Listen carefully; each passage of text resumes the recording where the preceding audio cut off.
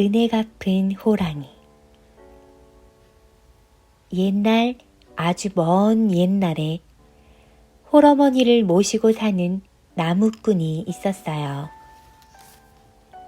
나무꾼은 가난했지만 부지런했어요.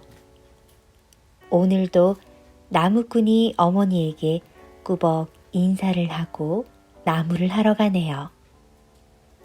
어머니, 나무하러 다녀오겠습니다. 나무꾼은 산에서 한참 나무를 했어요. 그런데 갑자기 등골이 서늘해지는 거예요. 돌아보니 커다란 호랑이가 다가오고 있었어요.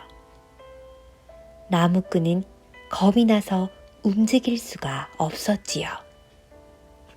나무꾼은 생각했어요. 아유, 이제 꼼짝없이 죽었구나. 그런데 호랑이는 나무꾼에게 덤비지 않았어요. 그르렁거리면서 앉아서 입만 딱 벌렸지요. 나무꾼은 호랑이 목에 걸린 큰 뼈다귀를 봤어요.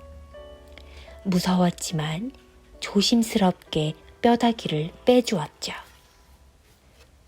그 뒤로 호랑이는 나무꾼네 마당에 땔감이나 잡은 짐승을 물어다 놓았어요.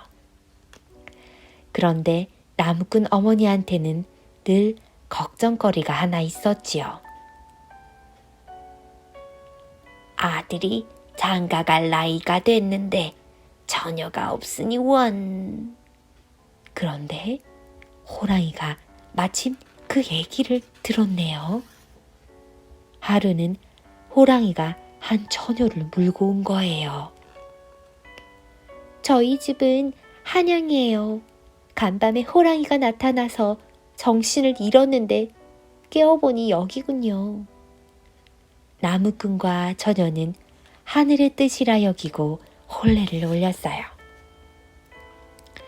혼례를 올리자 어머니에게 또 다른 걱정이 생겼지요. 얘야, 저갓집에 인사를 가야 하지 않겠니? 그런데 빈손으로 갈 수도 없고 타고 갈 말도 없으니. 그러자 다음날 무슨 일이 생겼는지 알아요? 마당에 말과 비단이 놓여 있었어요. 물론 호랑이가 물어다 놓은 거였죠. 나무꾼은 비단을 들고 말을 타고 처갓집에 갔어요. 장인은 나무꾼 사위가 마음에 쏙 들었지요. 그래서 어머니를 모시고 한양에서 같이 살자고 했어요. 그리고 몇 해 동안 행복하게 잘 지냈지요. 그때 한양에서는 커다란 호랑이가 나타나 가축들을 잡아먹는 일이 자주 일어났어요. 임금님은 활 잘 쏘는 궁수들을 모았어요.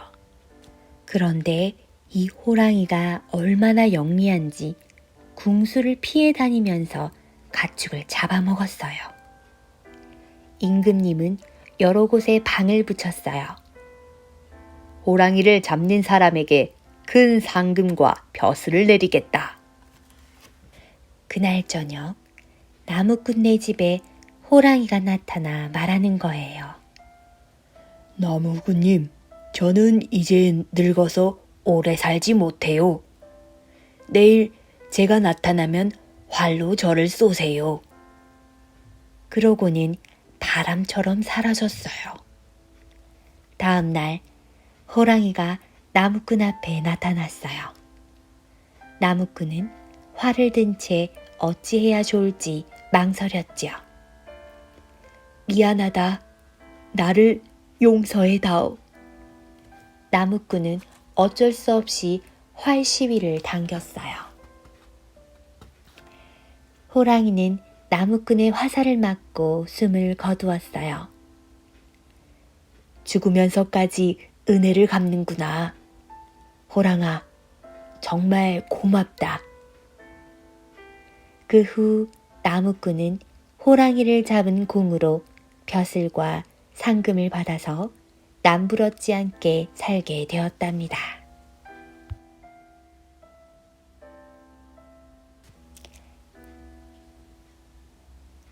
금도끼, 은도끼. 산마다 산신령이, 골마다 호랑이가 살던 옛날 옛적에 까마귀 고기를 먹으면 기억도 하지 못한다던 까마득한 옛날에 돌쇠와 먹쇠라는 나무꾼이 살았어요. 돌쇠는 부지런했지만 먹쇠는 게으르고 욕심도 많은 총각이었지요. 저기 보세요. 돌쇠는 나무하러 가는데 먹쇠는 낮잠만 쿨쿨 자고 있어요. 쿵쿵. 이른 아침부터 산에서 소리가 나면 그건 돌쇠가 나무하는 소리예요. 돌쇠는 늘 열심히 나무를 했어요. 부모님을 편히 모시려고 말이에요. 그러던 어느 날 돌쇠가 물을 마시려고 연못가에 갔다가 그만 도끼를 물에 빠뜨렸어요. 그런데 아무리 찾아도 도끼가 안 보이는 거예요. 돌쇠는 눈앞이 캄캄해지고 눈물이 쏟아졌어요. 그때 갑자기 연못에서 산신령이 나타났어요. 산신령은 금도끼와 은도끼를 들고 있었지요. 얘야, 이 금도끼가 내 도끼냐? 아닙니다. 그럼 이 은도끼가 내 도끼냐? 아니에요. 산신령이 이번에는 낡은 쇠도끼를 보여주었어요. 그러자 돌쇠가 빙긋이 웃으며 소리쳤어요. 신령님, 바로 그 도끼가 제 도끼예요. 허허허허, 이 도끼들을 모두 줄 테니 앞으로도 계속 정직하게 살려무나. 돌쇠가 금도끼, 은도끼를 얻은 소문이 퍼지자 마을 사람들이 모두 자기 일처럼 좋아했죠. 그런데 먹쇠만 돌쇠가 잘 되는 게 배가 아파서 사흘 밤낮을 방 안에서 대굴대굴 굴렀어요. 그러다가 무슨 생각이 들었는지 슬슬 웃으면서 일어나지 뭐예요. 돌쇠가 한 일을 나라고 못하란 법 있나? 나도 돌쇠처럼 해봐야지. 저도 해보겠다고 도끼를 들고 연못으로 갔네요. 그러고는 연못에 냅다 도끼를 던졌지요. 이를 어째 도끼를 잃어버렸으니. 먹새는 연못가에서 한참 우는 신용을 했어요. 그런데 산신령이 안 나타나는 거예요. 도대체 이 영감은 언제 나오는 거야? 먹새는 화가 나서 연못에 돌을 던졌어요. 그러자 그때 산신령이 나타났지요. 네 이놈, 왜 이렇게 시끄럽게 구는 게냐? 나도 도끼를 잃어버렸다고요. 먹새가 한껏 우는 채 불쌍한 채를 했어요. 연못 속으로 사라진 산신령은 잠시 뒤 달랑 새도끼만 들고 나타났어요. 이게 내가 빠뜨린 도끼가 맞느냐? 아니에요. 제 도끼는 금도끼랑 은도끼라고요. 네 이놈, 아주 괘씸한 놈이로구나. 산신령은 화가 나서 먹새의 도끼까지 들고 물속으로 사라졌어요. 그러고는 영영 돌아오지 않았대요.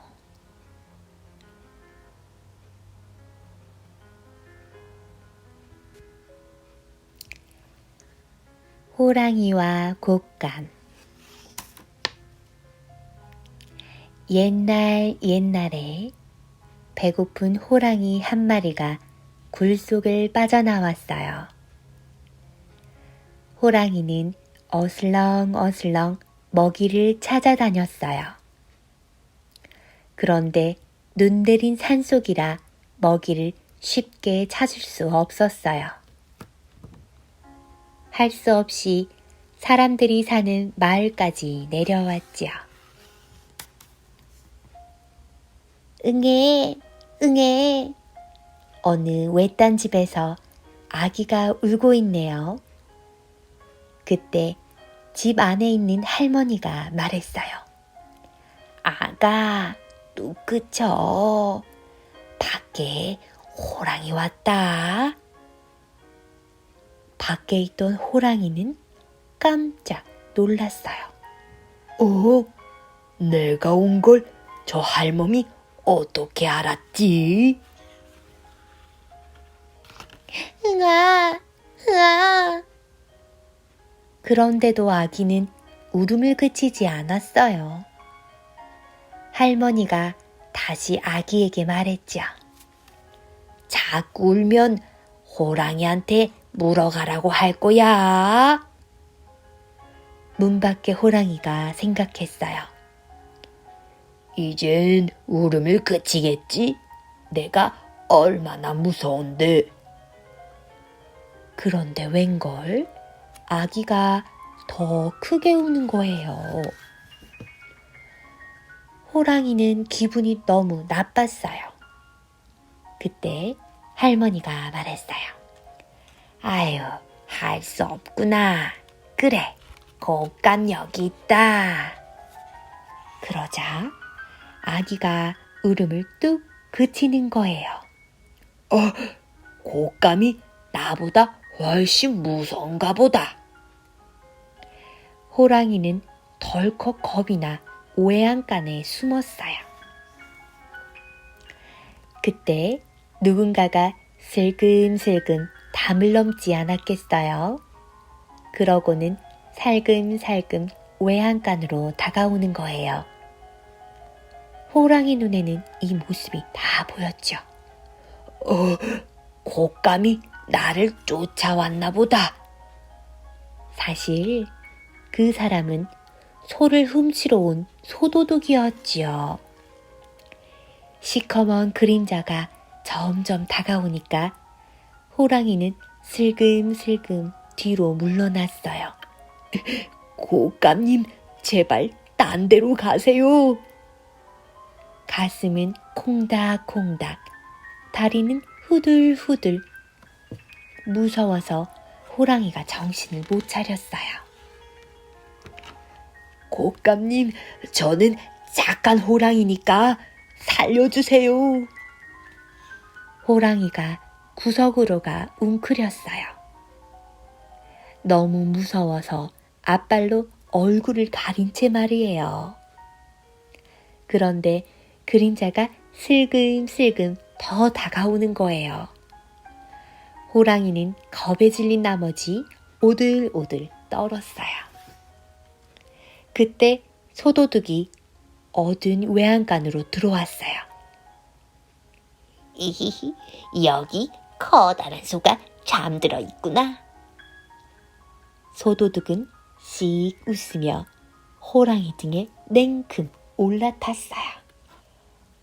아이고, 곶감님이 하필이면 내 등에 탈 게 뭐람. 겁에 질린 호랑이가 외양간 밖으로 뛰쳐나왔어요. 아이고, 이건 호랑이 아니야. 소도둑도 호랑이 등에서 부들부들 떨고 있었지요. 호랑이가 달리니까 소도둑도 호랑이 목을 꽉 움켜잡았어요. 아이고, 곶감님, 부디 제 목은 조르지 마세요. 호랑이는 정신없이 내달렸어요. 마침 앞에 늘어진 나뭇가지가 있어서 소도둑이 호랑이 등에서 펄쩍 뛰었어요. 그래서 나뭇가지에 대롱대롱 매달렸지요. 휴, 이제 살았다. 호랑이도 곶감이 떠난 줄 알고 한숨을 쉬었어요. 호랑이는 너무 놀라서 사흘 밤낮을 알았어요. 그래서 그 뒤로는 아무리 배가 고파도 사람들이 사는 마을로는 내려오지 않았대요. 소도둑도 호랑이가 무서워서 다시는 도둑질을 하지 않고 성실하게 살았답니다.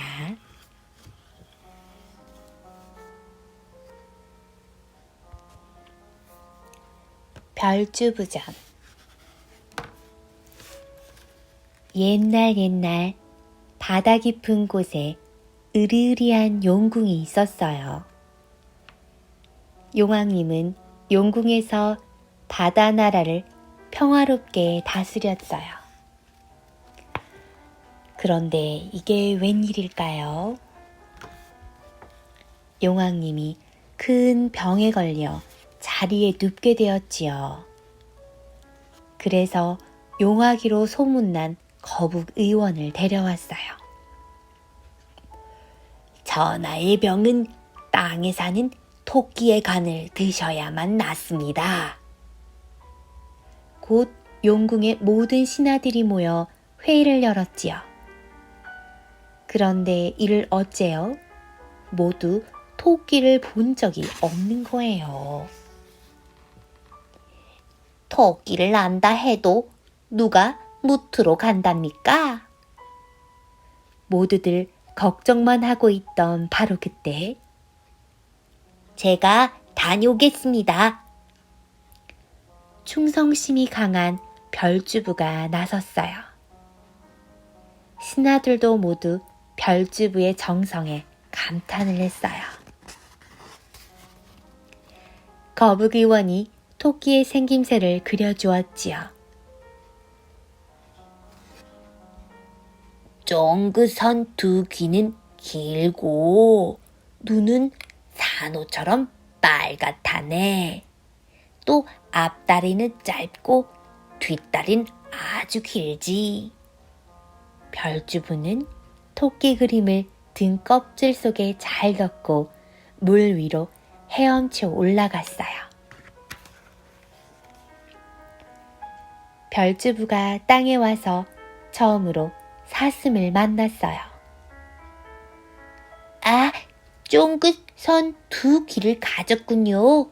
토끼님이신가요? 이건 뿔이에요. 전 토끼가 아니라 사슴이고요.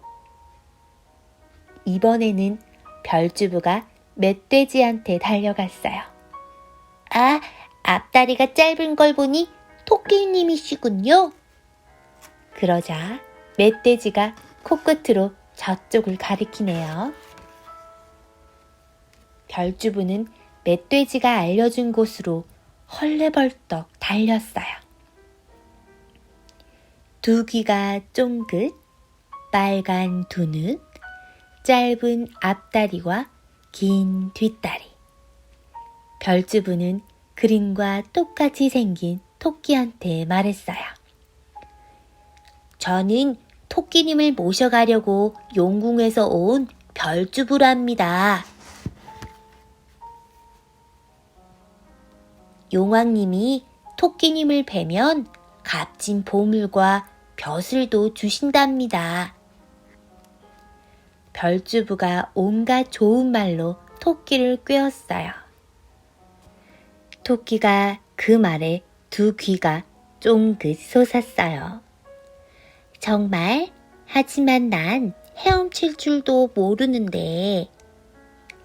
제 등에 타시면 되지요. 별주부는 얼른 물가로 데려가 등을 내밀었지요. 그럼 어디 용왕님 얼굴이나 보러 갈까? 토끼가 신이 나서 껑충 별주부의 등에 올라탔어요. 둘은 헤엄을 쳐 용궁에 도착했어요. 그런데 용왕님이 토끼를 보자마자 이랬어요. 네 간을 먹어야 내 병이 나으니 날 원망하지 말아라. 뭐? 나를 죽인다는 얘기야? 토끼는 깜짝 놀라 얼른 꾀를 내었어요. 용왕님, 토끼 간은 자주 햇볕에 말려야 한답니다. 마침 나뭇가지에 매달아 놓고 왔지요.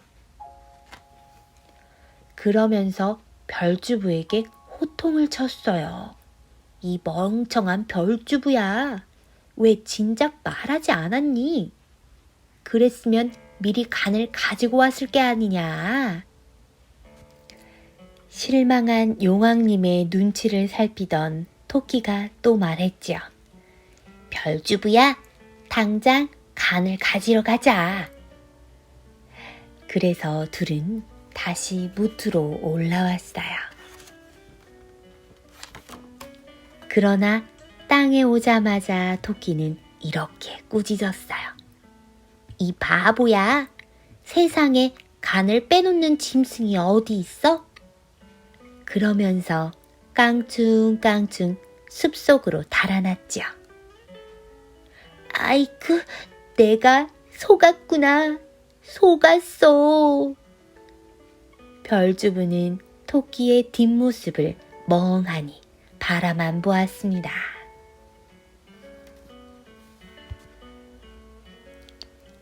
요술부채. 옛날 옛적 너무 더워서 산신령도 호랑이도 밖으로 나오지 않던 어느 날 이야기예요.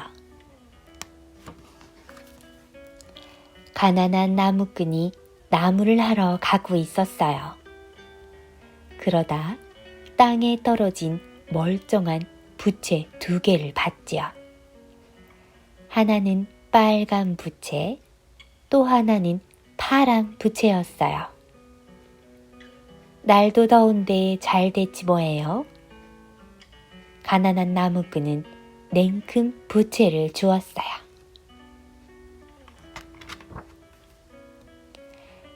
나무꾼은 얼른 빨간 부채를 활활 붙였어요.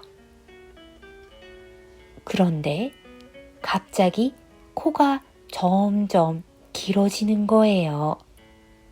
아이쿠, 내 코가 어떻게 된 거야?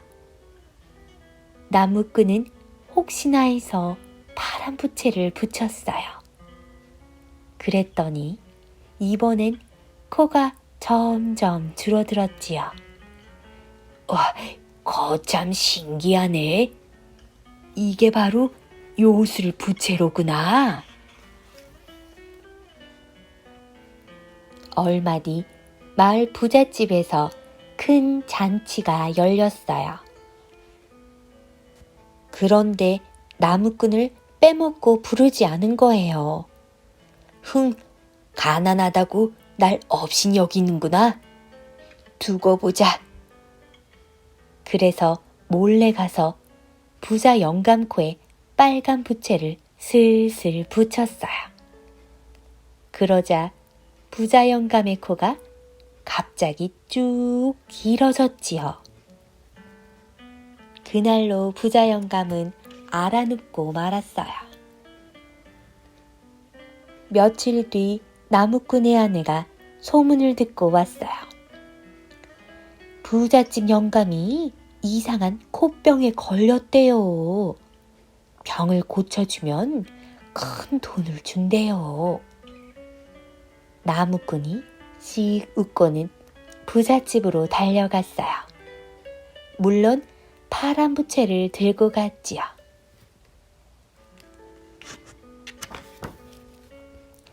부자 영감은 이불을 덮고 누워 있었어요. 제발 고쳐만 놓게. 돈은 얼마든지 줄 테니까. 그럼 눈을 가려야 효과가 있으니 수건을 대보세요. 나무꾼은 슬슬 파란 부채를 붙였어요. 그러자 단번에 코가 줄어들었네요. 정말 고맙네. 자네 내 은인일세. 부자 영감은 나무꾼이 꾸민 짓인 줄도 모르고 그저 고맙다며 많은 돈을 주었어요. 이제 나도 부자다. 나무꾼은 덩실덩실 춤을 추었지요.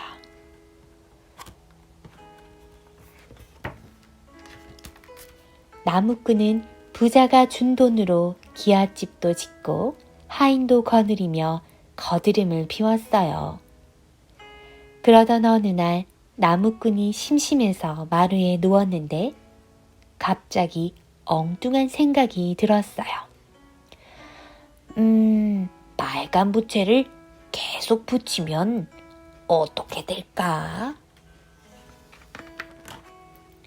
그래서 빨간 부채를 계속 붙였더니 코가 길어지고 길어지며 지붕을 뚫고 하늘나라까지 올라갔어요. 그런데 하필 산책을 하던 옥황상제가 나무꾼의 코에 걸려 넘어지고 말았지요. 아이쿠, 이 괘씸한. 옥황상제는 화가 나서 코를 기둥에 묶어버렸어요.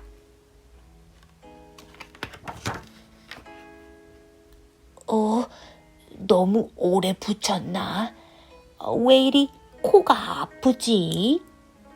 나무꾼은 불이 나게 파란 부채를 붙였어요.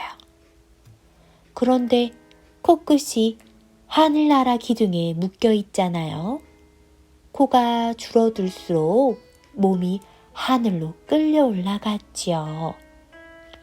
나무꾼은 지붕을 뚫고 높이 높이 날아 올라갔어요. 그때 옥황상제는 기둥에 묶인 코가 점점 빨개지는 걸 보고 안쓰러워 코를 풀어주었어요. 그런데 코가 풀어지면 나무꾼은 어떻게 되는 거죠? 으아, 떨어진다. 그 뒤로 나무꾼을 본 사람은 아무도 없대요.